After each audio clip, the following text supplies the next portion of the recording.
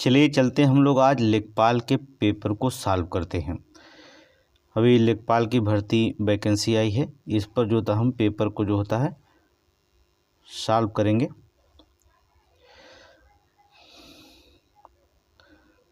ठीक है, पहला है जिसमें अनुच्छेद दिया गया है, ऐसे पढ़ें और जो होता है 1 से 5 तक उत्तर दीजिएगा। देखिए, लेखपाल की परीक्षाओं में बहुत बड़ी परीक्षा नहीं होती है, आप थोड़ी सी मेहनत करेंगे तो आपका जो होता है सिलेक्शन हो जाएगा। ठीक है, हमने भी जो होता है पढ़ा था तो ज़्यादा प्रश्न नहीं पढ़े थे, ज़्यादा इस पर नहीं, क्योंकि हम यूपीएससी की तैयारी करते तो बिना पढ़े गए थे। तो उसमें हमने 100 प्रश्नों में जो होता 89 क्वेश्चन किए थे, जिसमें जो होता 2 प्रश्न गलत हुए लेकिन 87 सही हो गए थे। तो यहाँ पर जो होता है बस केवल आप पहले PYQ पढ़ेंगे, फिर प्रैक्टिस सेट जो होता हम लोग लगाते रहेंगे। इसके बाद आपका देखिएगा 2 महीने के अंदर जो होता आप पूरी तरह से लेखपाल की परीक्षाएं, ठीक है, हफ्ते में 3 प्रैक्टिस सेट करा जाएगा। चलिए शुरू करते हैं। मनुष्य, पहला देखेंगे अनुच्छेद पढ़िए। मनुष्य को निष्काम भाव से सफलता असफलता की चिंता किए बिना अपने कर्तव्य का पालन करना है। ठीक है, आशा या निराशा चक्र में फंसे बिना उसे निरंतर कर्तव्यरत रहना होगा। किसी भी व्यक्ति की पूर्णता सफलता अथवा असफलता पर प्राप्त होती है। असफल व्यक्ति निराश हो जाता है, किंतु मनीषियों में असफलता को भी सफलता की पूंजी कहा है। ठीक है, याद रखिएगा। और असफल व्यक्ति अनुभव की संपत्ति अर्जित करता है। जो असफल हो जाता है वो क्या करता है, अनुभव की संपत्ति अर्जित करता है और उसके भावी जीवन का निर्माण करता है। ठीक है, जीवन में अनेक बार ऐसा होता है कि हम जिस उद्देश्य की प्राप्ति के लिए परिश्रम करते हैं वो पूरा नहीं होता है। ठीक है, वह पूरा नहीं होता है। ऐसे अवसर जो होता है सारा परिश्रम को व्यर्थ हो गया है। ठीक है, व्यर्थ कहाँ गया, ऐसा परिश्रम जो होता है करते समय वो पूरा नहीं होता है। ऐसे अवसर सारा परिश्रम व्यर्थ हो गया लगता है और हम निराश होकर चुपचाप बैठ जाते हैं। उद्देश्य की पूर्ति के लिए दोबारा प्रयत्न नहीं करते हैं। ऐसे व्यक्ति का जीवन धीरे धीरे क्या हो जाता है, बोझ बन जाता है। निराशा अहंकार न केवल उसकी कर्म शक्ति वरन उसके समस्त जीवन को ही क्या कर देती है, ढक देती है। याद रखना, बहुत सिंपल सी बात लिखा गया है। निराशा की गहनता के कारण लोग कभी कभी आत्महत्या कर तक बैठते हैं। मनुष्य का जीवन धारण करके कर्म पथ से कभी विचलित नहीं होना चाहिए। विघ्न बाधाओं सफलता असफलता तथा हानि की लाभ की चिंता किए बिना ही कर्तव्य के मार्ग पर चलते रहने में जो आनंद और उत्साह है उसे जीवन की सार्थकता और ऐसे जीवन की सफल ही है। ठीक है, बस इस पद्यांश को जो होता है जो दिया गया ठीक है, गद्यांश जो दिया गया, अनुच्छेद जो दिया गया आर्टिकल, इस आर्टिकल को जो होता है केवल आप एक बार पढ़ेंगे बहुत मन लगा के तो ऑटोमेटिक प्रश्न जो होता है आपके जो होता है याद हो जाएगा। देखिए, आप पढ़ लिए हैं, प्रश्न को देखिए क्या है। असफल व्यक्ति क्या अर्जित करता है, जो असफल हो जाता है, अपयश। आप यहाँ धन दौलत, देखिए धन दौलत तो नहीं करता है, धन दौलत जो असफल हो जाएगा ये तो सिद्ध तो होगा ही नहीं। अपयश, यह अपयश तो होगा नहीं। ठीक है, आशा की पुष्प थोड़ी तो सही है, लेकिन अनुभव की संपत्तियां सबसे ज़्यादा तो यहाँ भी जो होता है, जो यहाँ पर आर्टिकल दिया गया उसमें क्या बताया गया कि असफल व्यक्ति क्या करता, अनुभव की संपत्ति को क्या करता, अर्जित करता है। तो यहाँ पर क्या मानना पड़ेगा हमें, अनुभव की संपत्ति अर्जित करता है, यही तो बताया गया है। ठीक है, अब अनुच्छेद में देखेंगे बताया गया है, ऊपर पढ़े कि असफल व्यक्ति अनुभव की संपत्ति अर्जित करता है जो कि भावी जीवन का क्या करता है, निर्माण करता है। ये तो बताया गया है, जो भावी जीवन का निर्माण करता है। तो ऑप्शन क्या हो जाएगा, बी सही हो जाएगा। ठीक है, दूसरे प्रश्न पर देखेंगे क्या कहता है।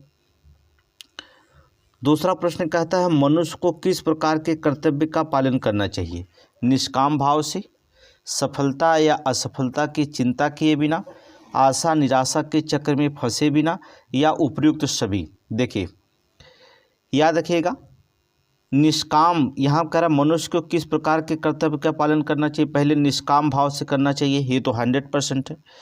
सफलता असफलता की चिंता किए बिना जो होता है उसे क्या करना चाहिए, अपने कर्म को करना चाहिए, अपने कर्तव्य का पालन करना चाहिए। तो जब ए बी सही हो जाएगा तो सभी सही हो जाएगा। आशा निराशा के चक्र में फंसे बिना ही जो होता है उसे कार्य करना। उपयुक्त क्या हो जाएगा, सभी हो जाएगा। देखिए अब 2 प्रश्न आपको तैयार हो गए, ठीक है। 100 में आपको जो होता है बहुत ज़्यादा मेहनत नहीं करना है, बस हल्का से मेहनत करना है और आपका आंसर सही होगा और आप जो होता है लेखपाल बन जाएंगे। मनुष्यों ने सफलता की कुंजी किसे कहा है, ठीक है। मनुष्यों ने जो होता है सफलता की कुंजी किसे कहा है, धन को नहीं, धन को तो उन्होंने नाम ही नहीं लिया है।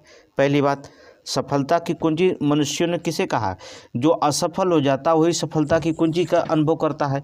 इन्होंने कहा शारीरिक बल की बात नहीं की गई, परिश्रम की बात नहीं की गई। यहाँ जब भी बात की गई है अनुच्छेद में सफलता और असफलता की बात की है, तो मनुष्यों ने जो था सफलता की कुंजी किसे कहा है, असफलता को कहा है।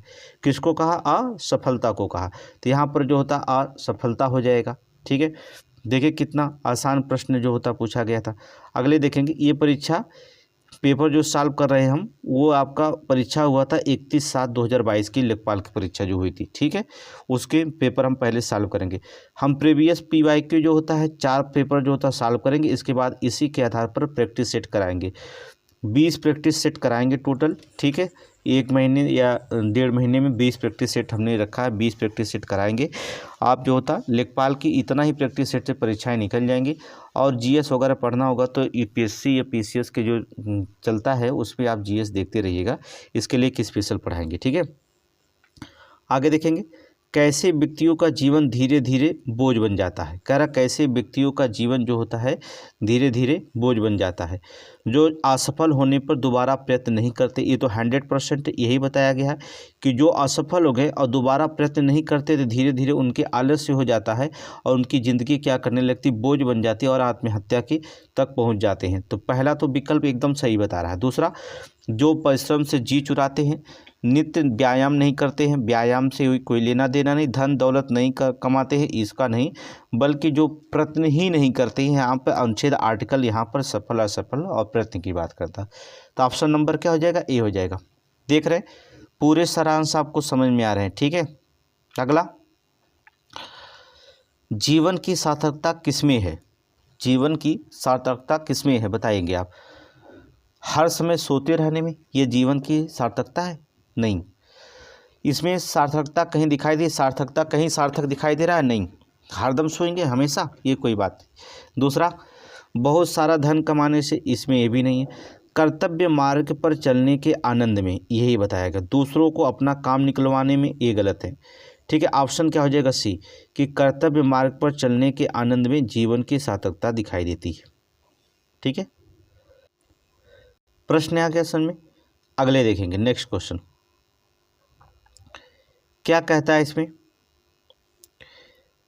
प्रश्न में कहता है कि निम्नलिखित में से सही छंद विच्छेद का अध्ययन कीजिए, ठीक है। अनुच्छेद खत्म हो गया, आर्टिकल जो पढ़ रहे थे, यहाँ संध विच्छेद पूछा गया है। तो सही संध विच्छेद का वर्णन कीजिए। पत्रधन अलय, अलय नहीं होता बल्कि पत्रधन आलय होता है, आपको पता है ना। यहाँ अलय नहीं बल्कि आलय होना चाहिए। पहला तो गलत हो जाएगा। वीरधन, यहाँ पहले बीज के, मर्दधन आसन, मर्डाधन आसन होता है, ठीक है। मर्ड आसन नहीं होता है, ठीक है। ये तो गया। देखिए मर्डा आसन क्या होता है, मर्डा आसन। तो यहाँ पर आ की मात्रा लगाएंगे इस पर, ठीक है। आसन लिखना चाहिए, आसन नहीं लिखना चाहिए। क्या लिखना चाहिए, आसन, तब होगा मर्डासन, क्योंकि यहाँ पर ये भी आपका गलत हो जाएगा। ये पत्रालय कौन सा संधि है, तो पता होगा पत्रालय जो होता है दीर्घ स्वर संधि है। कौन सी संधि, दीर्घ स्वर संधि है, ठीक है। और मर्डासन भी जो होता है, ये भी जो होता है दीर्घ स्वर संधि है, ठीक है। ये भी गलत लिखा गया है। आगे देखेंगे, वीरधन गना, वीरांगना, ये जो होता सही है। वीरांगना देखिए, वीरधन अंगना अर्थात वीरांगना हो जाएगा, ठीक है। ये जो होता सही है। ये संधि विच्छेद होगा जो दीर्घ स्वर संधि विच्छेद का उदाहरण मिलता है। ये भी जो होता है दीर्घ ही स्वर है, ठीक है। और यथा धन अर्थ अर्थात यथा, ये भी जो होता है सभी दीर्घ स्वर है, लेकिन जो होता है इसमें आपके वीरांगना विकल्प में सही होगा, ठीक है। वीरांगना विकल्प में सही होगा। थोड़ा सा पेन पतला करें तो वीरांगना यहाँ पर सही होगा। आगे चले, नेक्स्ट। अच्छा यहाँ पर दिया है, आगे चलिए, आपको आंसर नहीं देखना है। कब्र में पैर लटकना मुहावरे का अर्थ क्या होता है? एकदम सिंपल है, मृत्यु के समीप होना, मृत्यु में कोसों दूर होना। कोसों दूर होके तो यहाँ भी तो हो नहीं सकता, ठीक है। कब्र के पास बैठना, कब्र के पास तो कोई बैठता नहीं है, अर्थात मृत्यु के क्या होना? समीप होना। क्या हो जाएगा? मृत्यु के समीप होना, कब्र में पैर लटकना होता। देखिए कितना आसान प्रश्न पूछा गया था। हमें लगता है 7 प्रश्न आपने पढ़े हैं, 7 सही कर दिए होंगे, ठीक है। लेखपाल में यह आपके लिए सही है तो सबके लिए भी सही है, ठीक है। निम्नलिखित में से श्लाका का तद्भव शब्द क्या होगा? श्लाका समझते हो, पढ़ाया गया होगा। श्लाका का शब्द जो होता है तद्भव शब्द बताना होगा। तो श्लाका का शब्द तद्भव बताना होगा। तद्भव आप जानते हैं ना, तद्भव किसे कहा जाता है? बताने की जरूरत है नहीं, अर्थात सलाई। क्या होती है? ऑप्शन बी सलाई, ठीक है। श्लाका का सलाई होता है, तो ऑप्शन क्या निकालेंगे? सलाई हो जाएगा। आगे चलिए नेक्स्ट प्रश्न। प्रश्न पे जो होता है ध्यान रखेंगे, आगे देखेंगे। क्वेश्चन नंबर 9, क्वेश्चन नंबर 9 पे देखिएगा। कह रहा आनंद शब्द का उचित पर्यायवाची शब्द क्या है? आनंद शब्द का उचित पर्यायवाची शब्द आपको क्या दिखाई दे रहा है? मोश, हर्ष, अचल, प्रमोद। देखिए यहाँ पर तो अचल और प्रमोद तो होगा नहीं, ठीक है। शांत, साल, उल्लास तो मान लीजिए हो सकता, साल नहीं हो सकता। तनुज, आमोद तो हो नहीं सकता। तो इसमें क्या निकलता? केवल एक ही, मोद और हर्ष। ये जो होता आनंद शब्द की परिवाची है, मोद और हर्ष, ठीक है। निकालेंगे मोद और हर्ष। अगला देखेंगे नेक्स्ट। अपना पराया किस समास का उदाहरण मिलता है? कौन सा समास होता है? अपना और पराया में कौन सा समास है? अपना पराया में अपना है और पराया भी है। इसका मतलब होता है एक तो आना जाना, अपना पराया, है ना। इसमें कौन सा शब्द दिखाई देता? द्वंद्व समास दिखाई देता। कौन सा समास दिखाई देता? द्वंद्व समास। ऑप्शन ए क्या होगा?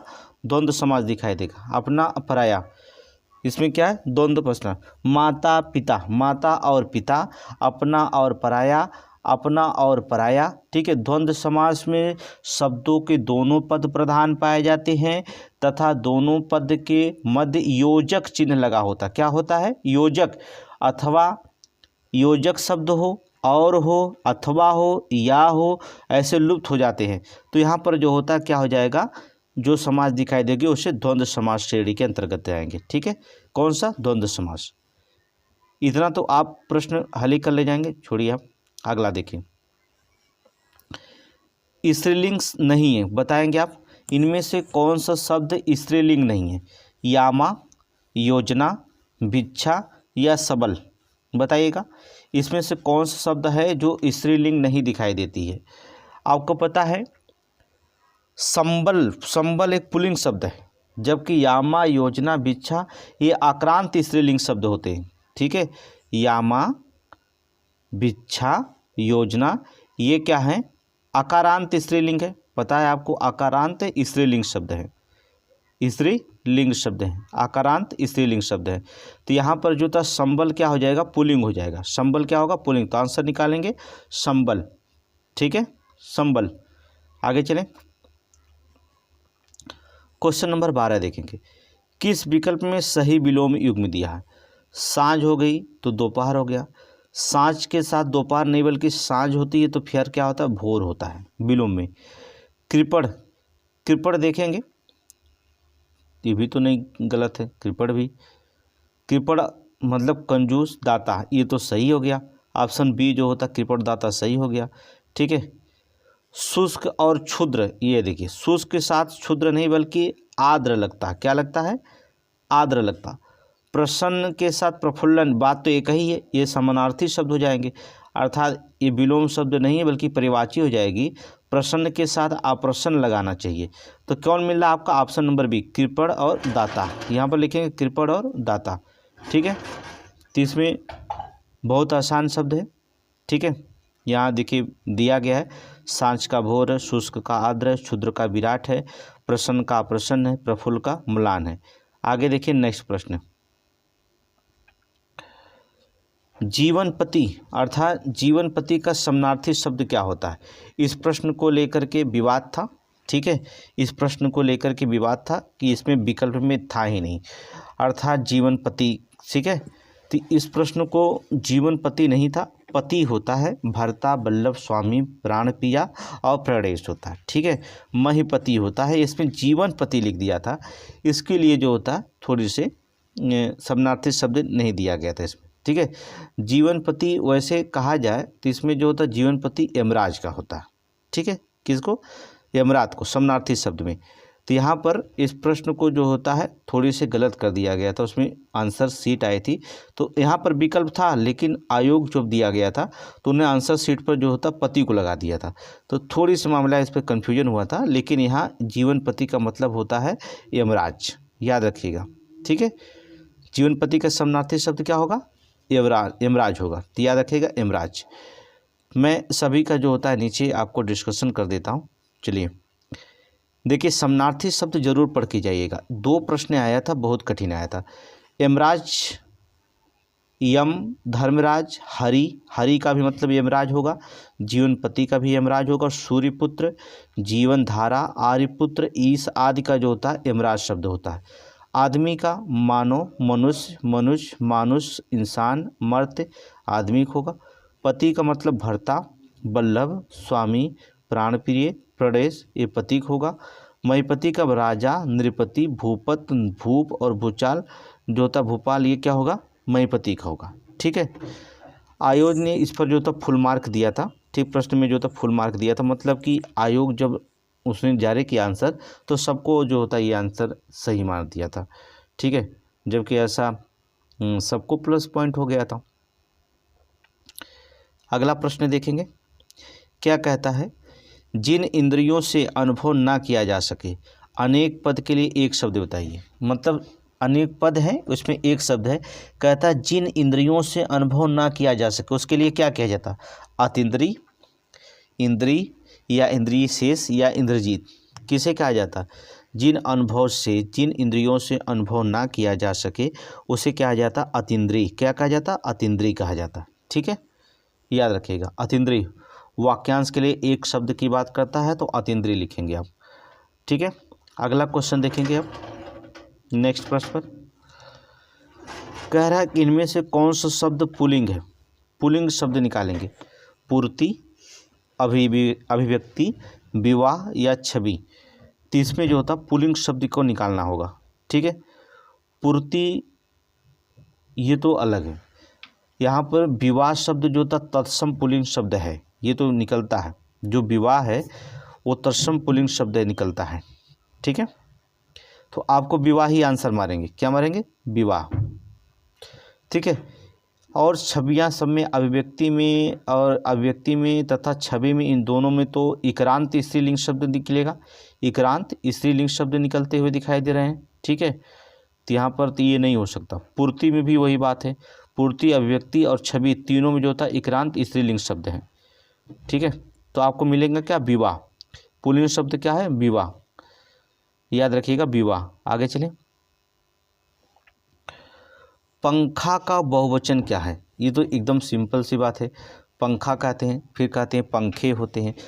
ठीक है, तो यहाँ पर पंखे पंखे पंखे सब लिखा गया है, लेकिन पंखे में कौन स्पेलिंग सही है, सॉरी कौन सा शब्द सही है उस पर देखेंगे। अंग वाला मंत्रा लगाएंगे कि इसमें जो था चंद्रबिंदु वाला मंत्रा लगाएंगे, ये भी ये देखा जाता है। तो याद रखेंगे, तो पंखा शब्द का जो होता बहुवचन पंखे होता, ऑप्शन डी लगाइएगा। ठीक है, चंद्रबिंदु वाला मत मार दीजिएगा, नहीं तो मामला थोड़ा सा गड़बड़ होगा। आगे देखेंगे, ज़्यादा नहीं, आगे देखेंगे।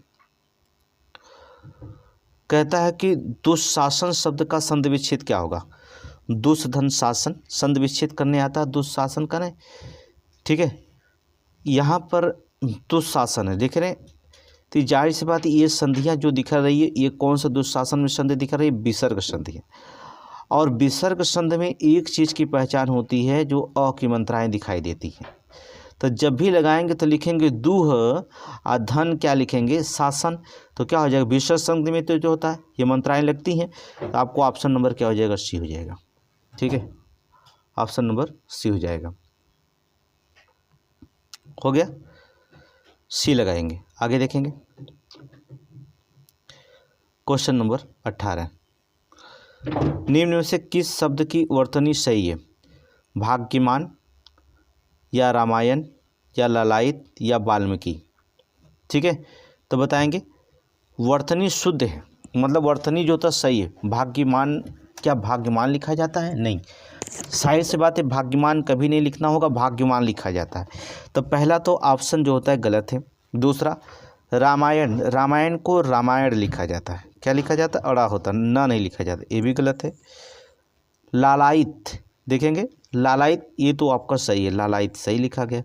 वाल्मीकि गलत लिखा गया, बड़ी ई की मात्रा में पे देनी चाहिए। ठीक है, वाल्मीकि को जो होता है कैसे लिखना चाहिए? इस तरह से लिखना चाहिए। ठीक है, छोटी की मात्रा का पे देना चाहिए, वाल्मीकि। ठीक है, तो ये सही होता है, तो आपका ऑप्शन सी निकल जाएगा।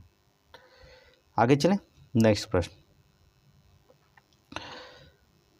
बी प्रैक्टिस सेट कराएंगे, PYQ चल रहा है। ठीक है, PYQ प्रश्न चल रहा है, फिर प्रैक्टिस सेट पर हम करेंगे, तो वहाँ पर आपको हम बताएंगे कैसे प्रैक्टिस सेट होता है। नया प्रैक्टिस सेट इसके आधार पर हमने 20 तैयार कर रखा है। ठीक है, पहले PYQ देख लीजिए कि कैसे लेखपाल में आता है। निम्नलिखित शब्दों पर विचार कीजिए। अधोघाती या उज्ज्वल, विस्मरण या हितैषी। शुद्ध शब्द लिखिएगा, शुद्ध शब्द। अब आप देखिए शुद्ध शब्द की बात करता है, क्या उज्ज्वल सही लिखा है? ऑप्शन बी देखिएगा, थोड़ा दूसरा में उज्ज्वल सही लिखा है, उज्ज्वल क्या है? गलत लिखा है। तो दूसरा अगर गलत है, उज्ज्वल आपको पता होता है कि ऊ रहता है आधा ज, फिर जो होता आधा ज, फिर हुआ, फिर ला, उज्ज्वल होता। अब थोड़ा सा यहाँ पर देखेंगे, जिसको कुछ भी नहीं आता, अगर उज्ज्वल आ रहा है समझ में, तो दूसरा गलत है। तो यहाँ पर देखेंगे बी वाले में दूसरा है, इसको भी काट देंगे। डी वाले में दूसरा है, इसको भी हटा देंगे। ए वाले में दूसरा है, इसको भी हटा देंगे। तो विकल्प बचा क्या आपके पास? सी बचा। तो ऑप्शन नंबर क्या लगा देंगे? सी लगा देंगे, ये आंसर हो गया। आगे आपको कुछ आता हो या ना आता हो तभी कोई दिक्कत नहीं है, लेकिन उज्ज्वल अगर लिखने अगर आता है तो ये आंसर आपका निकाल देगा। क्या उज्ज्वल अगर लिखने आता होगा तो आंसर निकालेंगे, इसे कहा जाता है एलिमिनेशन। ठीक है, जो एलिमिनेशन के द्वारा हम हल करते हैं प्रश्न, बड़े आसानी से जो होता है ऐसे प्रश्न आते हैं तो बहुत आसानी से एलिमिनेशन वनडे एग्जाम में हल कर सकते हैं। ठीक है, तो यहाँ पर क्या हो जाएगा? 3 4, अर्थात विस्मरण और हितैषी ये शुद्ध है, और अधोगति और उज्ज्वल जो होता है गलत लिखा गया। तो समझ में आ गया? ठीक है, तो कभी भी एलिमिनेशन का प्रयोग आप कर सकते हैं, कोई दिक्कत नहीं है इसमें। आगे देखेंगे नेक्स्ट प्रश्न। खग जाने खग की ही भाषा का अर्थ क्या है? कहता खग जाने खग की ही भाषा, इसका अर्थ क्या? पक्षियों की भाषा जानना? ऐसा कुछ नहीं, ये कहावत है। इसका मतलब होता है जब वाक्य का प्रयोग किया जाता है तो एक दूसरे को सराहते हैं, अर्थात समान प्रवृत्ति वाले ही एक दूसरे को क्या कहते हैं? सराहते हैं। खग जाने खग की भाषा, तो इसका मतलब जो समान प्रवृत्ति, खग खग कह रहा है, पक्षी पक्षी को जानता है, तो जो समान प्रवृत्ति होते हैं वही एक दूसरे की कहते हैं सराहते हैं, इसका अर्थ ही होता है।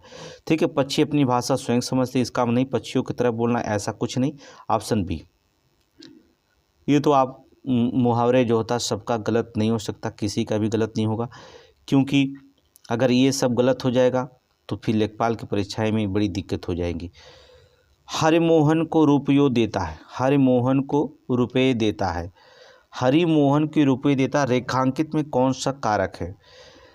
कोश शब्द देखा जाएगा। अब कोश शब्द आपको बढ़ता है, देखिए संप्रदान कारक में बताया गया है कि जब कर्ता किसी दूसरे के लिए कुछ करता है तब वह जो होता है दूसरा व्यक्ति संप्रदान कारक की संज्ञा कहलाता है।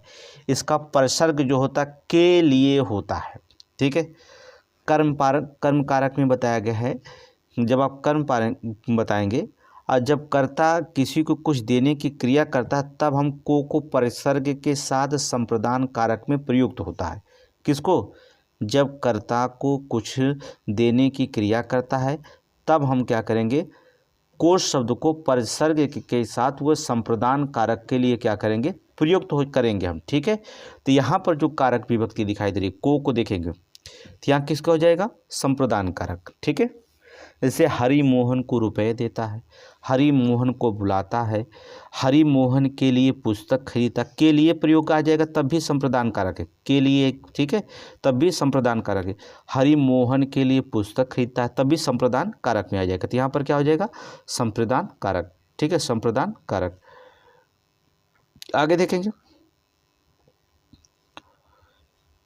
कहता अरूढ़ शब्द का अनेकार्थी क्या है। अरूढ़ शब्द का अनेकार्थी सूर्य गुलाबी, सूर्य जो होता है सूर्य गुलाबी होगा। अरूढ़ अनेकार्थी शब्द बताना होगा, अनेक शब्द जो निकलते हैं अरूढ़ का। प्रातःकालीन सूर्य या सिंदूर, तो अरूढ़ देखेंगे प्रातःकालीन, अरूढ़ के अनेकार्थी शब्द में अगर देखा जाए तो क्या हो जाएगा, अरूढ़ कैसा, प्रातःकालीन और सिंदूर दिखाई देता है। ऑप्शन बी लगाइएगा, ठीक है। सूर्य नवीन तो हो नहीं सकता, आँख मतलब हो नहीं सकता है, ठीक है। सूर्य गुलाबी, सूर्य है तो गुलाबी तो होता नहीं है, अर्थात प्रातःकालीन और सिंदूर रंग का होता है, गुलाबी नहीं होता, ठीक है। तो अनेकार्थी शब्द जो होता है एक ही अर्थ निकलना भी चाहिए इसमें। तो आगे चलें, नेक्स्ट प्रश्न। आज की सभा में अनेकों लोग उपस्थित थे, वाक्य के किस भाग में अशुद्ध है। अनेकों शब्द देखिए लिखा गया, ठीक है। आज की सभा में अनेकों लोग नहीं शब्द होता ये, बल्कि होता अनेक लोग होता। क्या होता है, अनेक लोग उपस्थित थे, ठीक है, अनेक लोग उपस्थित थे, ये होता शुद्ध। अनेकों कहाँ से होगा, अनेक आ गया तो सभी लोग आ गए, अनेकों नहीं शुद्ध होता, तो अनेक लोग उपस्थित थे। ऑप्शन नंबर सी लगा दीजिएगा, ऑप्शन नंबर सी लगाइए। आगे चलें, प्रश्न में देखेंगे। अब तक 24 प्रश्न हल किए हैं, इसमें एक भी प्रश्न ऐसा जो आया जो कठिन हो नहीं। अभी सारे प्रश्न आपका सही जाएगा और सभी लोगों का सही जाएगा, आप ही का नहीं। निम्नलिखित में से तत्सम शब्द जो होता क्या है। आंसू, आँख, असीम, अक्षर, ठीक है। तो तत्सम शब्द निकला, दिए गए विकल्पों में अक्षर जो होता है आपको दिखाई दे रहा है, अक्षर ये तत्सम शब्द है, जबकि अन्य शब्द जो होता है तद्भव शब्द है, ठीक है। अन्य शब्द क्या है, तद्भव शब्द दिखाई देंगे। अक्षर क्या हो जाता है, ये तत्सम शब्द है, ठीक है। अगर इसका तद्भव की बात करेंगे, ये तत्सम क्यों है, इसका अक्षर को जो होता आप कैसे लिखते हैं, अ आधा च अक्षर, अक्षर ऐसे लिखते हैं, ये शब्द क्या हो जाएगा, तद्भव हो जाएगा, ठीक है। ये शब्द अक्षर तद्भव हो जाएगा, ये अक्षर यहाँ पर तत्सम शब्द दिखाई दे रहा, ठीक है। और ये सभी तद्भव शब्द ही है। आँख का तत्सम आश्रु होता है, आशीष का जो होता आशीष होता है, मूर्धन्य सा बड़ा सा रह जाएगा, ठीक है। और आँख के अश्रु हो जाएगा, ठीक है। आंसू को जो होता है अश्रु हो जाएगा, आंसू हो जाएगा, अश्रु हो जाएगा। आँख का निकालेंगे तो अच्छ हो जाएगा, क्या हो जाएगा, अच्छी, ठीक है। ये जो था तत्सम हो जाएगा। तो यहाँ पर अक्षर तत्सम दिखाई दे रहा है, यहाँ विकल्प आपको दिया गया था, हमने इतनी मेहनत क्यों की। आगे चले, प्रश्न पर देखिए, विचार करिएगा, बहुत अच्छा प्रश्न है। निम्नलिखित में से कौन सा अशुद्ध वाक्य है। उसे मृत्युदंड की सजा हुई, उसे जो होता है मृत्युदंड की सजा हुई, क्या अशुद्ध वाक्य है, अशुद्ध वाक्य है, क्योंकि उसे मृत्युदंड मिला, सजा तो हुई, मृत्युदंड मिला। जब मृत्युदंड मिला तो सजा न हुई, अब सजा मृत्युदंड एक साथ क्यों लिखेंगे। तो ये जो होता है पहला तो अशुद्ध है, ठीक है। दूसरा, विंध्याचल पर्वत पर घने जंगल हैं, सही है। यहाँ शुद्ध भैंस का दूध मिलता है, शुद्ध भैंस नहीं होती, शुद्ध दूध होता है, ठीक है। ये भी जो होता है क्या, गलत है। अब देखिए, अब आपको कुछ आता नहीं है, पहली चीज़ देखेंगे, अगर आपको ये समझ में आ गया कि उसे मृत्युदंड की सज़ा मिली, पहला विकल्प अगर आपको गलत लगा कि आप गलत हैं, आप श्योर हैं, क्योंकि उसे शुद्ध मृत्युदंड कुछ भी नहीं आता। मान लीजिए आपको नहीं प्रश्न आ रहा, ठीक है, मान लीजिए आपको अगर पहला आपको आ रहा है कि उसे मृत्युदंड की सज़ा मिली, मृत्युदंड मिला तो सज़ा ही हुई, उसे मृत्युदंड मिला सीधे कह दीजिए मृत्युदंड मिलेगा तो सज़ा ही होगी, तो दो चीज़ क्यों लिखने की जरूरत है। पहला अगर आपका सही है कि ये अशुद्ध वाक्य है, अगर आपको तीनों कुछ भी नहीं आता तभी आंसर निकाल लेंगे, क्यों, उसे मृत्युदंड की सज़ा मिली, पहला आपको पता है कि गलत है, इसका मतलब इसमें पहला है ये भी गलत है, मतलब इसका पहला है अशुद्ध वाक्य निकालेंगे ना। अच्छा, अशुद्ध वाक्य निकालना होगा, ठीक है। तो पहले सारे पढ़ लेते हैं, पहला गलत है, दूसरा भी गलत है, तो यहाँ एलिमिनेशन काम नहीं कर पाएगा, ठीक है। चौथा, वो शुद्ध भैंस का दूध, तीसरा गलत है। पहला और तीसरा गलत है। जब पहला और तीसरा गलत है, चौथा देखेंगे, मेरे को उससे बात करना पसंद नहीं, ये कौन सा शब्द होगा, मुझे उससे बात करना पसंद नहीं, इसको इस तरह से लिखना चाहिए। तो पहला, तीसरा, चौथा सब गलत है, केवल दूसरा जो होता है सही है। ठीक है, दूसरा सही है, तो ऑप्शन बी लगा देंगे। मेरे को नहीं चाहिए, ये है मैथ। इस पर देखेंगे, मैं इस पे मैथ पर थोड़ी सी चर्चा करूँगा। ये आपका एक ग्राफ दिया जाएगा, यहाँ 1991 से 92 तक, 1989 से 98 से 99 तक दिया गया। प्रश्न को पहले आप देखेंगे, मिलियन जो होता है रुपये दिखाया गया, मिलियन में दिखाया जाए चाहे 100 में दिखाए, हम हल कर देंगे, कोई दिक्कत नहीं। अब यहाँ देखेंगे, कंपनी 1996-97 में कंपनी की आय समाधीन अवधि में औसत आय का लगभग कितना प्रतिशत थी। तो 1991 से लेकर के पहले 1999 में कंपनी की आय कितनी हुई, पहले इसको हम जोड़ेंगे।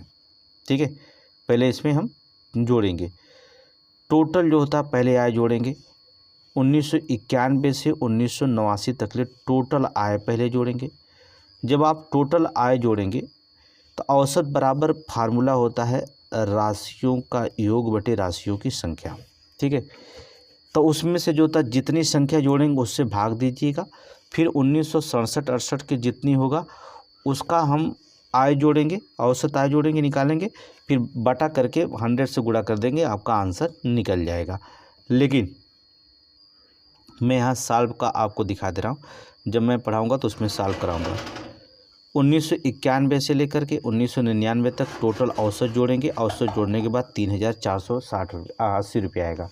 फिर 1967 में कंपनी की समीक्षा करेंगे औसत आय का, तो उसका जो होता है निकलेगा आपका 4320 बटे 3480 गुणे 100 कर देंगे, परसेंटेज आपका निकलेगा 124.13। अब विकल्प में है 125%, ये आपका आंसर हो जाएगा। ठीक है, तो ये इसमें आप निकाल लीजिएगा। आगे चलें, दूसरा प्रश्न पूछा गया, उन वर्षों की संख्या का अनुपात एक कंपनी की औसत आय से कम है जिनकी औसत आय से अधिक का अनुपात होता है। ठीक है, तो यहाँ पर देखेंगे पूरे कंपनी का 1991 से 1999 तक औसत आय निकालें कितना, 3480। अब चित्र में देखेंगे 1992, 93, 1996, 97, 1997, 98 कंपनी का औसत आय अधिक है, जबकि 1991, 92, 1993, 94, 94, 95 मैप आप बना लीजिएगा तो 5:3 का अनुपात दिखाई देगा। ठीक है, तो मैथ वाला पोर्शन जो होता है इसको हम बोर्ड पर सॉल्व करा देंगे। ठीक है, ये जो, लेकिन इस प्रश्न को जो होता है अलग से हम मैप का प्रश्न जो होता है पढ़ाएंगे, कैसे प्रश्न आता है। तो बहुत सारे प्रश्न हैं आपको, इसलिए जो होता है इसको पढ़ाना बहुत ज़रूरी है। ठीक है, पहले हम जीएस का पढ़ लेते हैं, इसके बाद जो होता पढ़ते हैं। चलिए, क्वेश्चन नंबर 51, ये जो 20-25 प्रश्न है, 20 प्रश्न है आपका मैथ का, इसको तो बोर्ड पर पढ़ाएंगे तभी आपको समझ पे आएगा, नहीं तो फिर कैसे यहाँ पर बोर्ड, बिना बोर्ड के समझे। तो आप इसकी चिंता छोड़ दीजिए, रीजनिंग और मैथ हम पढ़ा देंगे। सबसे लंबा राष्ट्रीय राजमार्ग कौन सा है जो उत्तर प्रदेश में गुजरता है। ठीक है, अब देखिए गंगा पूर्वांचल एक्सप्रेसवे आप हमने कल करंट में पढ़ाया था, तो देख लीजिएगा एक्सप्रेसवे की लंबाई हमने बता दिया था कल, पूर्वांचल एक्सप्रेसवे की लंबाई सबसे लंबा उत्तर प्रदेश में, तो वहाँ पर देख लीजिएगा। और भारत का सबसे लंबा राष्ट्रीय राजमार्ग आपको पता है NH-44 है। ठीक है, जो लगभग 3745 किलोमीटर जाता है और उत्तर प्रदेश से भी होकर गुजरता है। उत्तर प्रदेश में सबसे लंबा राष्ट्रीय राजमार्ग इस समय जो होता है NH-19 होगा, या पूर्व में जो होता है NH-2 था। ठीक है, पहले कौन था, नेशनल हाईवे NH-2 था, अब जो होता है NH-19 हो गया। ठीक है, तो इसको रखा जाएगा। तो यहाँ पर विकल्प में तो कोई ऐसा दिया ही नहीं है कि जिसमें NH-4, NH-2, NH-8, पहले NH-2 था। ठीक है, तो आयोग अगर नहीं दिया है NH, अब हो गया NH-19, तो हमें लगता है जो पेपर बनाए होंगे वो पुराने ज़माने के होंगे, उनको ये नहीं पता होगा कि अब NH19 हो गया है, NH2 नहीं है, इसलिए आप नॉन हाफ दीज, क्योंकि इस पर केस कर सकते हैं कि भैया हमारा NH19 हो गया है, अगर आपका गलत उत्तर वो देते हैं तो। ठीक है, ये भी इम्पोर्टेंट हो जाएगा, आपके पास सबूत रहेगा। ठीक है, चलिए हटाइए, आगे चलिए नेक्स्ट क्वेश्चन।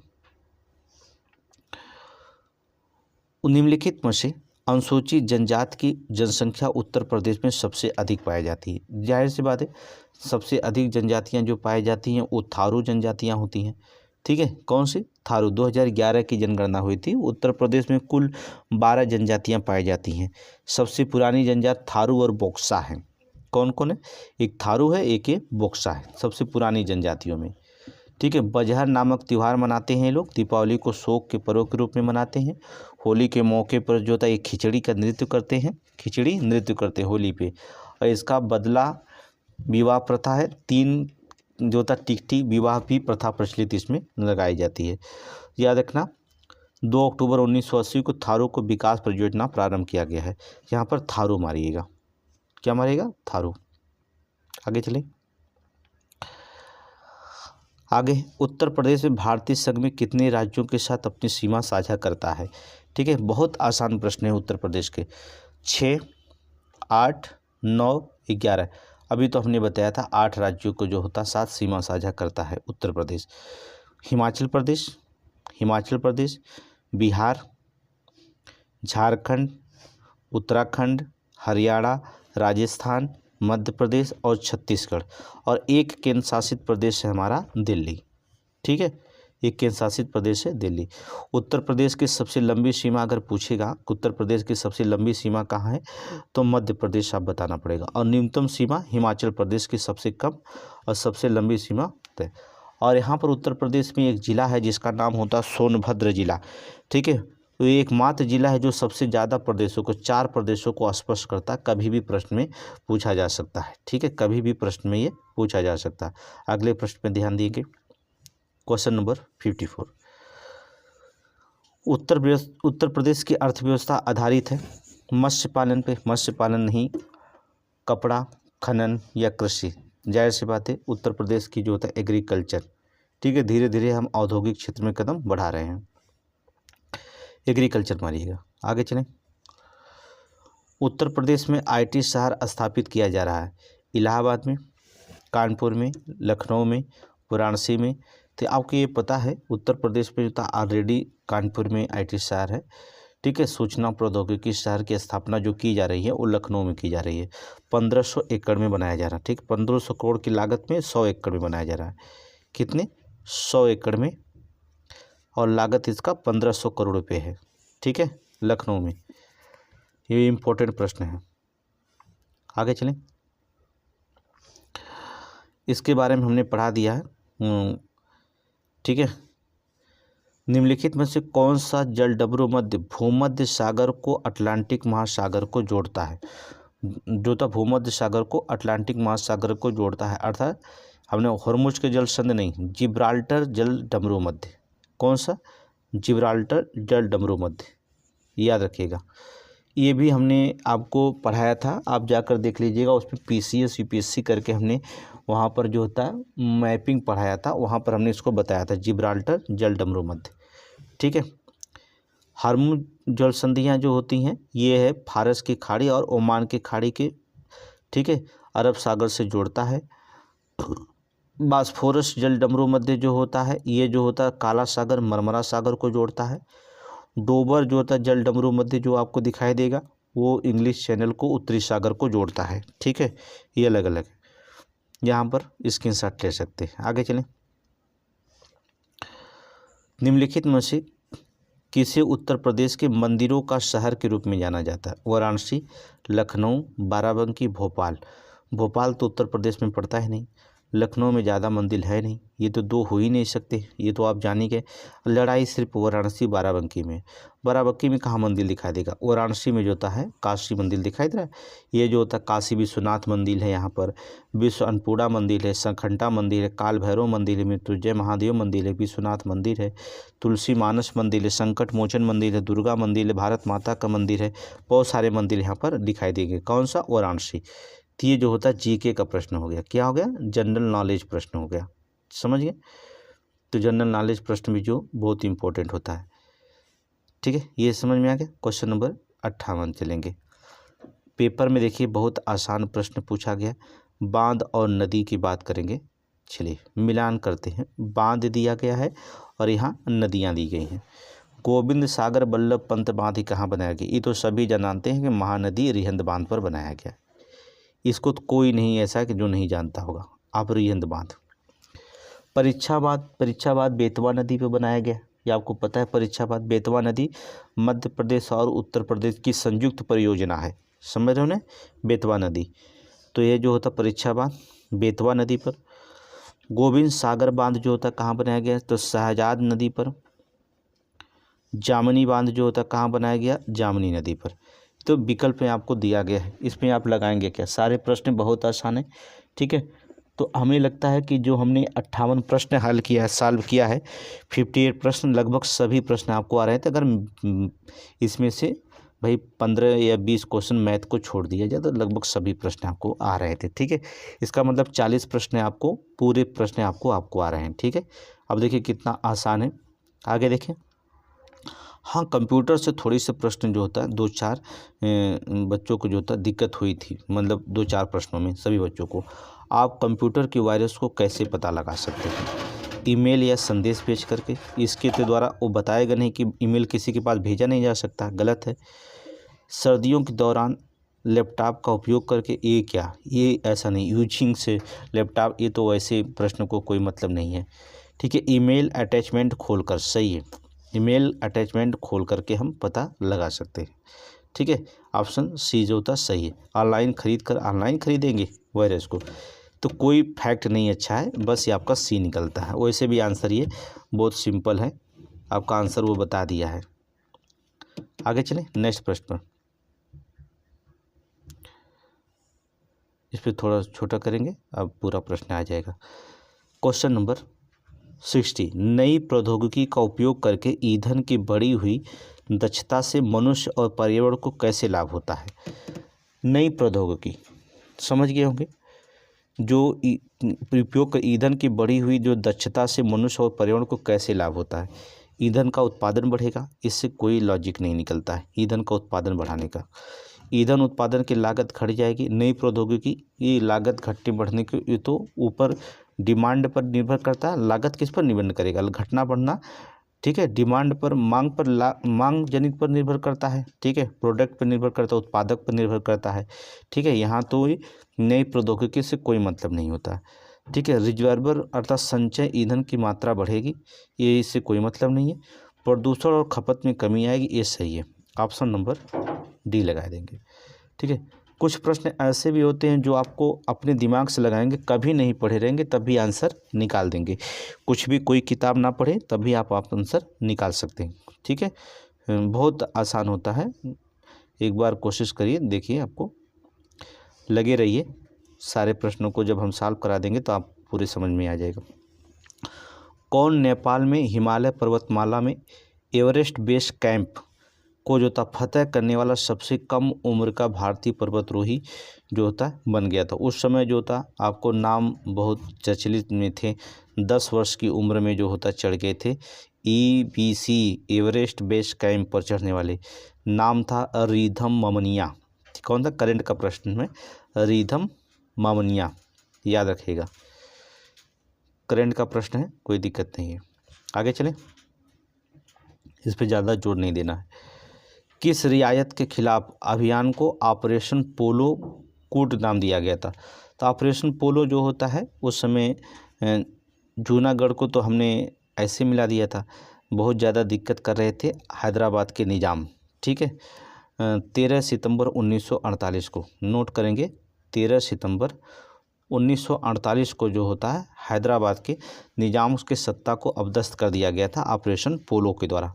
वहाँ हैदराबाद में ऑपरेशन पोलो जो होता इसलिए है क्योंकि वहाँ पर एक पार्क है जिसमें जो होता अंग्रेज़ जो होता पोलो खेलते थे, ठीक है। तो वहाँ पर जब वो पोलो खेलते थे, इसलिए वहाँ पर उसी पार्क में जो होता है जहाँ वो खेलते थे मीटिंग हुई थी, इसलिए वहीं से ऑपरेशन शुरू हुआ था और हमने उसका नाम रख दिया ऑपरेशन पोलो, ठीक है। तो कभी कभी पूछ देगा, तो आपको बताना पड़ जाएगा। ठीक है, आगे चलें। नेक्स्ट प्रश्न करंट का प्रश्न है, किस देश ने 2022 में ब्रिक्स विदेशी मंत्रियों की बैठक की अध्यक्षता की थी? उस समय जो था चीन किया था। इसका कोई मतलब नहीं, करंट जो होता है, अब नया करंट पूछेगा आपसे तो ज़्यादा करंट पर फोकस नहीं करने की ज़रूरत है, ज़्यादा करंट भी पूछा नहीं गया था। ठीक है, आगे चलें। सुभाष चंद्र बोस को देश नायक किसने कहा था? जाहिर सी बात है, देश नायक जो होता कहने वाले व्यक्ति थे रविन्द्रनाथ टैगोर। याद रखिएगा, रविन्द्रनाथ टैगोर कहे थे। ठीक है, कुछ लोगों को हम यहाँ पर बता दे रहे हैं, यहाँ पर नोट कर सकते हैं जिन्हें रिपीट हो जाएगा। गुरुदेव को प्राप्त करता रविन्द्रनाथ टैगोर।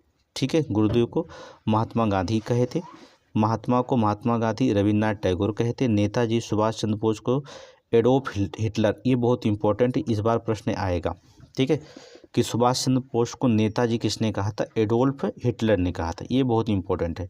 देश रत्न देश राजेंद्र प्रसाद को कहा जाता, महात्मा गांधी ने कहे थे। विवेकानंद के जो होता है, विवेकानंद नाम किसने दिया था? तो महाराजा खेतड़ी ने दिए थे। ठीक है, राष्ट्रपिता जो होता है महात्मा गांधी को सुभाष चंद्र बोस कहे थे। संचार माध्यम से बर्लिन से। ठीक है, दिन कहानी पढ़ा दिए जाएंगे कभी। आगे चलें। बफिन द्वीप किस देश में स्थित है? बफिन, आप जानते हैं बफिन देश कहाँ पर है? बहामास में है, नहीं? याद रखना, विश्व का 5वां सबसे बड़ा द्वीप है ये बफिन। ठीक है, और यह है कहाँ पर? कनाडा में। कहाँ पर? कनाडा में। ठीक है, तो 65 क्वेश्चन आपने सही हल कर लिया। अभी आप सारे प्रश्न जो था सही करेंगे। प्रेस की स्वतंत्रता भारतीय संविधान के किस अनुच्छेद के तहत है? आर्टिकल 19। आपको बताया क्या प्रेस की स्वतंत्रता? आर्टिकल 19। आर्टिकल 21 जीवन जीने की अधिकार है। आर्टिकल 20 जो होता बताए हैं। आर्टिकल 21, 22 बताए हैं, सारे आर्टिकल तो हमने बता दिया। 21 में प्राण और दैहिक स्वतंत्रता है। 20 में अपराधों को स्वदेशी के संबंध में संरक्षण प्राप्त है। 22 में कुछ दशाओं में गिरफ्तार से संरक्षण प्राप्त करना अधिकार, निवारण, निरोधक विधि भी शामिल किया गया है। ठीक है, इसको रखेंगे। तो यहाँ पर 19 एकदम सिंपल प्रश्न पूछा गया था, बहुत आसान प्रश्न था। अगला देखेंगे। भारत ने निम्नलिखित में से किस राज्य में सबसे कम लोकसभा सीटें हैं? को आप देखिए, लोकसभा से प्रश्न एक बार भी पूछा जाएगा। ठीक है, विधानसभा से सिक्किम में। चुनाव निर्वाचन आयोग करंट अफेयर में हमने पढ़ा दिया है, उसको जो होता पढ़ लीजिएगा। सिक्किम में जो होता है कम है, केवल 1 सीट दिखाई देती है सिक्किम में। कितने सीट है? 1 सीट दिखाई देती है सिक्किम में। आगे चलें, नेक्स्ट प्रश्न। अगला प्रश्न है, EFT का फुल फॉर्म बताइए। EFT का पूर्ण रूप क्या होगा? पढ़े होंगे अगर EFT का फुल फॉर्म, तो बताया गया होगा इलेक्ट्रॉनिक फंड ट्रांसफ़र। ठीक है, इलेक्ट्रॉनिक फंड ट्रांसफ़र EFT का फुल फॉर्म है। अगला देखेंगे प्रश्न पे, BC राय पुरस्कार किस क्षेत्र में दिया जाता है? BC राय पुरस्कार जो होता है किस क्षेत्र में दिया जाता है? संगीत में, पत्रकारिता में, चिकित्सा में या पर्यावरण में? तो किस में दिया जाता है? चिकित्सा में, अर्थात मेडिसिन में। ठीक है, 1962 में भारतीय मेडिकल कॉलेज परिषद में पश्चिमी बंगाल के मुख्यमंत्री थे, प्रसिद्ध फिजिशियन थे डॉक्टर बिधान चंद्र राय। ठीक है, कौन थे? बिधान चंद्र राय थे। उन्हीं के नाम पर जो होता शॉर्टकट में BC राय लिखा जाता है। उन्हीं की स्मृति में जो होता है ये दिया जाता है सम्मान। 1 जुलाई को नई दिल्ली में प्रदान किया गया था। तो प्रश्न जो होता है याद रखिएगा, पूरा नाम भी पूछ सकता है BC राय का, तो बताना पड़ेगा। किस पंचवर्षीय योजना के बाद रोलिंग प्लान लागू किया गया था? सिंपल सी बात है, ये तो कई बार हमने जो था पढ़ा दिया है। पंचवर्षीय योजना 1978-80 में हमने बताया था, सरकार कांग्रेस की गिर गई थी, तो वहाँ पर जो होता है जन्मदाता इसके हैं गुन्नर मृडाल। नाम सुनेंगे, गुन्नर मृडल नाम था, माना जाता है इसके जन्मदाता। रोलिंग प्लान के अनवरत योजना इसमें चलाई गई थी। ठीक है, तो उस समय जो था 78-80 के बीच में जो था 5वीं पंचवर्षीय योजना थी, 5th 5 ईयर प्लान। नोट कर लेंगे। ये यहाँ से योजनाओं से एक प्रश्न पूछा गया था, तो बहुत सिंपल प्रश्न था, कोई दिक्कत नहीं है इसमें, निकाल ले जाएंगे। आगे देखेंगे क्वेश्चन नंबर 71। देखे होंगे आपने 70 प्रश्न जो होता सॉल्व किया। 70 प्रश्न में हमें लगता है कि केवल 1 से 2 प्रश्न आपको नहीं आया होगा, लेकिन 68 प्रश्न तो आपने सही कर दिया। अब इतना ही मेरिट गई थी, अभी तो और प्रश्न बहुत सिंपल हैं, तो बहुत आसानी से इसे सॉल्व कर सकते हैं। 1942 में जब भारत छोड़ो प्रस्ताव पारित किया गया, तब भारत का वायसराय कौन था? Lord लिंथगो, Lord Wavell, Lord Wellington या लॉर्ड माउंटबेटन? तो 1971 में जो होता है, जब भारत छोड़ो आंदोलन पारित हुआ था, तो उसमें लॉर्ड लिंथगो था। कौन था? लॉर्ड लिंथगो, याद रखिएगा, ठीक है। महात्मा गांधी के द्वारा आंदोलन शुरू किया गया था। ऑप्शन ए हो जाएगा। तो बहुत अच्छा प्रश्न है और बहुत आसान है। सती प्रथा किसके द्वारा समाप्त कर दिया गया था? Lord Canning, Lord Wavell, Lord Curzon, Lord William Bentinck? तो जाहिर सी बात है, आप इसको प्रश्न में जो होता है सती प्रथा को समाप्त करने के लिए 4 दिसंबर, याद रखिएगा, तारीख पूछ सकता है, 1929 को लॉर्ड विलियम बेंटिंग, ये ऑप्शन डी में दिखाई दे रहेंगे, की अगुवाई में राजा राम मोहन राय जैसे भारतीय समाज सुधारक को प्रयासों से सती प्रथा का अंत कर दिया गया था। किसने? राजा राम मोहन राय। ये भी इम्पोर्टेंट प्रश्न बनता है, राजा राम मोहन राय के प्रयास से, ठीक है। आगे चले, समझ में आ गया? ये भी बहुत आसान था, आप कर ले जाएंगे। ये तो सबसे आसान है। ब्रिटिश शासन के दौरान भारत की अधिकांश जनसंख्या जीविका के लिए किस क्षेत्र पर निर्भर थी? जाहिर सी बात, जब ब्रिटिश का शासन था तो हम एग्रीकल्चर, कृषि करते थे, और वैसे कृषि किस क्षेत्र में आता है? प्राथमिक क्षेत्र में आता है। तो प्राइमरी सेक्टर पे हम निर्भर थे, अर्थात प्राइमरी सेक्टर, प्राथमिक क्षेत्र पर। ये तो दुनिया का सबसे आसान प्रश्न, अगर सबसे मिला होगा तो आपको यही मिला होगा, ठीक है, प्राइमरी सेक्टर पर, ठीक है। ये सबसे आसान प्रश्न जो होता है यही आपका है। आगे चलें, ये तीनों सेक्टर जो होता है देख लीजिएगा। निम्नलिखित में से किस भारतीय संविधान के किस अनुच्छेद राज्य के नीति निषेधक सिद्धांत शामिल किए गए हैं? तो 36 से 51 तक, ये तो आपको पता है, 36 से 51 तक। देखिए, इतनी आसान प्रश्न जो होता है पूछा गया कि आप 100 में 100 कर सकते हैं थोड़ी सी पढ़ने के बाद। महात्मा गांधी ने नमक सत्याग्रह कहाँ से शुरू किया था? दांडी से, सूरत से, साबरमती से या पौनार से? तो यहाँ पर आपको हमने बताया था साबरमती से 12 मार्च को जो होता है शुरू किए थे, और 12 मार्च से लेकर के 6 अप्रैल 1930 तक दांडी मार्च चला था, ठीक है, यहाँ याद रखिएगा, 6 अप्रैल तक। ये भी बहुत आसान है, कोई दिक्कत नहीं है। आगे चलें, ग्रामीण क्षेत्रों की अर्थव्यवस्था और बुनियादी ढांचे को मजबूत करने के लिए 2021 में निम्नलिखित में से कौन सी योजना शुरू की गई थी? ठीक है, 2021 में जो तो कौन सी योजना शुरू की गई थी?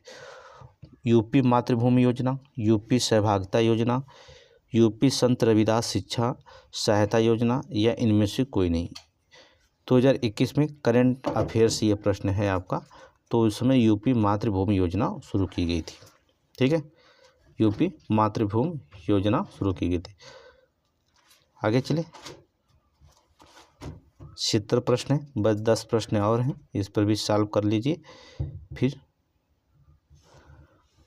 निम्नलिखित में से कौन सी योजना दुर्व्यापार और व्यावसायिक यौन शोषण से पीड़ितों के दुर्व्यापार की रोकथाम, बचाव, बर्ताव और पुनः एकीकरण के लिए है? ये भी करंट अफेयर का ही प्रश्न जो था उस समय ये आया था। उज्ज्वला योजना उस समय चालू किया गया था। कौन सी योजना?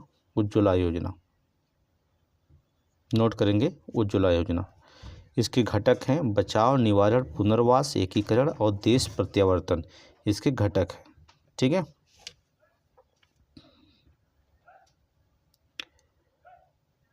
आगे चले, इसी प्रश्न एक और बना था, ये यहाँ पर है। निम्नलिखित में से कौन सी योजना हमारे देश की पारंपरिक कलाओं, शिल्पों के संरक्षण, अल्पसंख्यक समुदायों के पारंपरिक कारीगरों और शिल्पकारों की क्षमता निर्माण के लिए बनाया गया है? ये योजनाएं जो होती चालू की गई थी, उस्ताद योजना उसमें बहुत मशहूर थी, ठीक है, बहुत करंट में चर्चा में थी, तुरंत प्रश्न जो होता है पूछा गया था। तो यूपी की जितनी योजनाएं चलाई गई थी, याद रखिएगा, उसमें से 2 प्रश्न पूछे गए थे।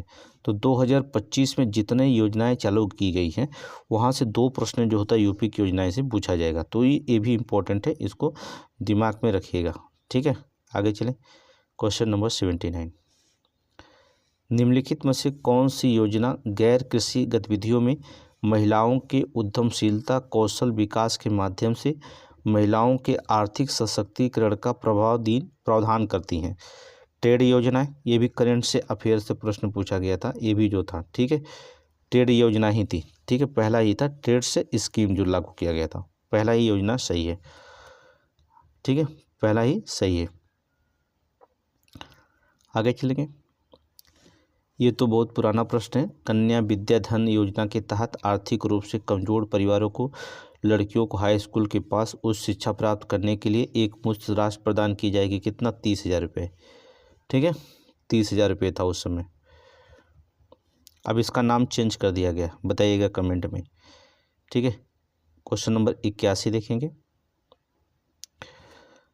निम्नलिखित में से कौन सा मंत्रालय नोडल विभाग आजीविका राष्ट्रीय आजीविका मिशन को संभालता है? तो ये तो हमने पहले ही बता दिया था कि आजीविका मिशन को कौन सा संभालता है, 2011 में शुरू किया गया था, तो मिनिस्ट्री ग्रामीण विकास मंत्रालय, ठीक है, मिनिस्ट्री ऑफ रूरल डेवलपमेंट, ये तो हमने आपको पहले बता दिया था। आगे चलिए, क्वेश्चन नंबर, वो एक करंट था उसको छोड़ दीजिए, 82, ठीक है, वो करंट है। स्वच्छ भारत मिशन को निम्नलिखित में से किस मंत्रालय नोडल मंत्रालय विभाग नियंत्रित करता है? तो आपको किस मंत्रालय करता है? तो पेयजल और स्वच्छ मंत्रालय, याद रखना, पेयजल और स्वच्छ मंत्रालय। ये सारे प्रश्न जानते हैं, 10 प्रश्न जो होता था, आपको एक किताब है, कभी जाकर किसी दुकान से या किस बगल में कोई सिविल की तैयारी करता होगा, उसे मांगिएगा India year book, India year book. ये इंडिया एयर बुक्स के जो प्रश्न होंगे, ये सभी मंत्रालय वहीं से प्रश्न पूछे गए थे, 10 प्रश्न पूछे गए थे, और सभी जो होता एक पेज में जो होता है मंत्रालय उसमें दिया गया है इंडिया एयर बुक में, उसी को पढ़ लेंगे, पूरे के पूरे मंत्रालय उसी में दिया गया इंडिया एयर बुक में। तो वहाँ से 10 प्रश्न जो था उठाया गया था, तो वहाँ से जो ग्रामीण विकास मंत्रालय है, ठीक है, जो उस पर लिखा गया है डेवलपमेंट, या कुरुक्षेत्र से प्रश्न आएगा। यहाँ से कुरुक्षेत्र आप पढ़ते नहीं हैं, इस महीने का कुरुक्षेत्र में ग्रामीण अवसंरचना में आया है, वहाँ से प्रश्न आएगा। तो फिलहाल आपको पढ़ने की ज़रूरत नहीं है, करंट में हम बता देंगे आपको, ठीक है, आप उसकी चिंता मुक्त रहिएगा। ये भी करंट अफेयर था, करंट अफेयर वाला हिस्सा छोड़ देंगे आप, ठीक है। आगे चलेंगे, 85, ठीक है, और वो सब करंट अफेयर है, उसको छोड़िए, जो नया आप बनेगा करंट अफेयर उस पर जोड़ेंगे। मंत्रालय से जुड़े हुए करंट अफेयर हम पढ़ेंगे सिर्फ। निम्नलिखित में से किस मंत्रालय का नोडल विभाग की केंद्र में एकीकृत बाल विकास सेवा योजना के कार्यान्वयन प्राथमिक जिम्मेदारी सौंपी गई है?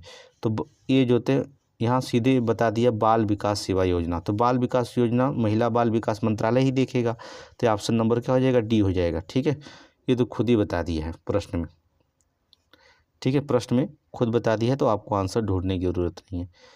आगे देखेंगे, निम्नलिखित में से कौन सी योजना पंचायती राज मंत्रालय द्वारा गांवों के आबादी को सर्वेक्षण ग्राम क्षेत्रों में उन्नत प्रौद्योगिकी के साथ मानचित्रण के लिए, ठीक है, मानचित्रण के लिए बनाया गया है? तो हमने इसके पहले भी बहुत सारे मानचित्रण बनाया गया था, जिसमें हमने बताया था स्वामित्व, ठीक है, स्वामित्व, क्या कहा था? स्वामित्व, यहाँ है कि नहीं है? तो यहाँ पर स्वामित्व प्रारंभ की गई थी, स्वामित्व योजना, ठीक है, 24 अप्रैल 2020 को चालू की गई थी, लिख लीजिए 24 अप्रैल 2020। डेट भी कभी प्रश्न में पूछ सकता है, तो यहाँ पर आपको बताना पड़ जाएगा, प्रश्न अगर पूछता है। 86 हो गया, 87 देखेंगे, निम्नलिखित में से कौन सी योजना भारत में ग्रामीण सड़क संपर्क विकास के लिए जिम्मेदार है? ठीक है, कौन से जिम्मेदार है? तो आपको बताया गया प्रधानमंत्री ग्राम सड़क योजना चालू की गई थी 25 दिसंबर, ये देखिए PMGSY प्रधानमंत्री ग्राम सड़क योजना कब चालू की गई थी? 25 दिसंबर 2000 को, ठीक है, ये जो था चालू की गई थी, तो ये इसकी जिम्मेदार हो जाएगी। तो ये तो मंत्रालय बहुत पुराना है, बहुत प्रश्न जो होता आ चुके हैं, अब जो होता है प्रश्न अगर आप नहीं लगा पाते हैं तो दिक्कत होगी थोड़ी से, ठीक है। आगे चलें, क्वेश्चन नंबर 88, 100 प्रश्न हैं, हम 88 पे चल रहे हैं। निम्नलिखित में से किस योजना का उद्देश्य पूरे देश में महिला स्वामित्व स्वायत्त मॉडल को सशक्त बनाना होगा? ठीक है, महिला स्व सहायता मॉडल को सशक्त बनाना होगा। राष्ट्रीय ग्रामीण विकास फेलोशिप योजना, नहीं, इसका तो नहीं है फेलोशिप का। दीनदयाल उपाध्याय ग्रामीण कौशल योजना, ये तो लाइट से जुड़ी हुई, इसका नहीं है। राष्ट्रीय ग्रामीण आजीविका मिशन, ऑप्शन सी सही है। राष्ट्रीय ग्रामीण आजीविका मिशन जो होता है ये आपका सही है। क्वेश्चन नंबर 89 देखेंगे। 89 में देखेंगे, ये भी बहुत इम्पोर्टेंट है। अब ये क्वेश्चन नहीं पूछा जाएगा क्योंकि महात्मा गांधी रोजगार गारंटी जो 100 दिन की थी, अब आपका हो गया विकसित भारत, देखें विकसित जी राम जी हो गया, ठीक है, विकसित भारत जी राम जी। अब योजना का नाम चेंज हो गया है, इसलिए ये अब करंट में पूछा जाएगा। एक प्रश्न आपका, तो हम आपको पहले बता दे रहे हैं, करंट पढ़ लीजिएगा जो बताए हैं, वहाँ से 100% प्रश्न आ जाएगा। जो मनरेगा का नाम चेंज कर दिया गया, जी राम जी आ गए हैं, विकसित भारत जी राम जी जो दिखाई दे रहे हैं, वहाँ पर से 100% जो होता है करंट पूछा जाएगा। एक क्वेश्चन आपका फिक्स है, कोई नहीं रोक सकता, वो जा कर के आप पढ़ लीजिएगा, ठीक है। और सभी जो होते करंट जो होता है इसमें रखे गए, वो दोनों करंट आप वहाँ से पढ़ लीजिएगा। 90 भी उसी में है, ठीक है। पंचायती राज प्रशिक्षण संस्थान उत्तर प्रदेश में निम्नलिखित में से किस स्थान पर स्थापित किया गया है? किस स्थान पर जो होता है स्थापित किया गया है? ये तो हमने करंट में बताया था कि पंचायती राज प्रशिक्षण संस्थान आप लखनऊ में जाएंगे तो वहाँ पर मिल जाएगा। कहाँ पर? लखनऊ में।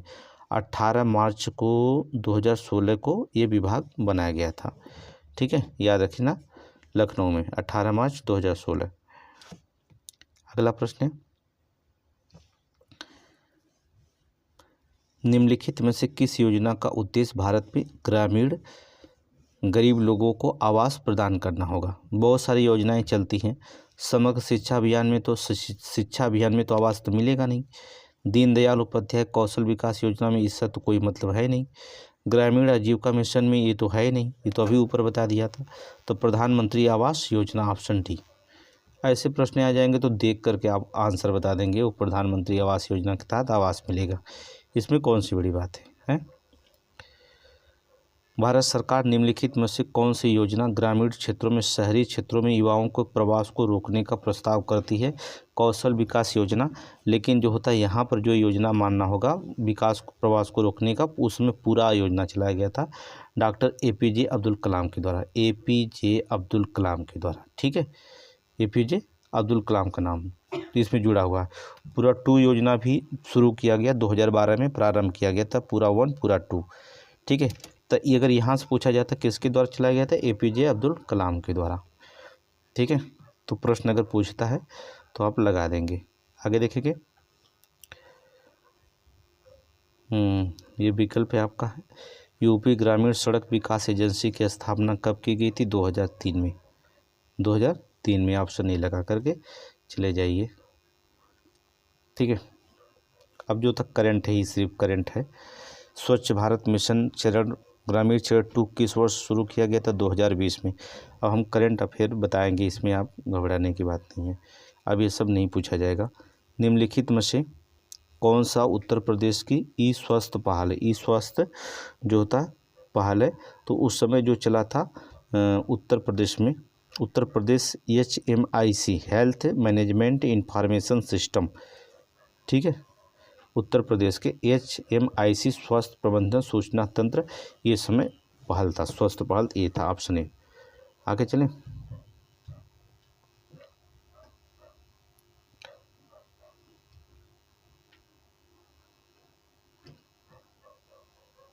लास्ट क्वेश्चन देखेंगे, 2-3 क्वेश्चन और इसमें भी देख करके समाप्त करिए। निम्नलिखित में से भारत सरकार द्वारा किस योजना का मुख्य उद्देश्य बालिकाओं के उत्तरजीविता को सुनिश्चित करना था?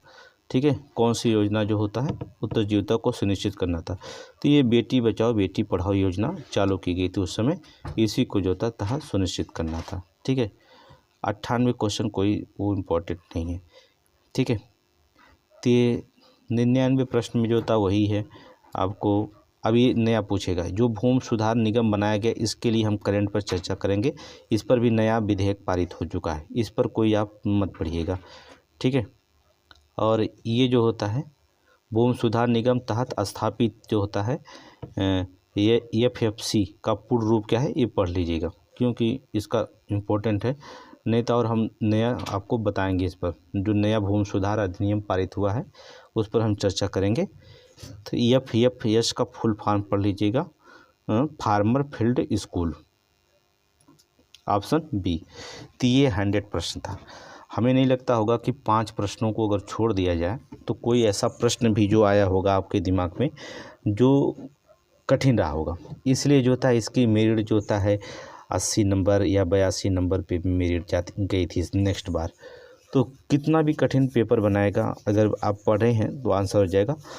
बस इसमें प्लस पॉइंट ये हो जाता है कि जिनका मैथ नहीं सही होता है वो जो होता है 1-2 नंबर छटते हैं। नहीं तो GS GK में कोई ज़्यादा प्रश्न नहीं पूछा जाता है। आप पेपर देखेंगे 2015 का पेपर जो होता है सॉल्व कराएंगे, जब कल हम 2015 का या इवनिंग टाइम में भी सॉल्व करा सकते हैं। जब 2015 का पेपर हुआ था, 2022 के पहले 2015 में हुआ था पेपर, तो उसमें भी देखेंगे कैसे मंत्रालय से संबंधित प्रश्न पूछे गए थे, बहुत आसान प्रश्न पूछे गए थे।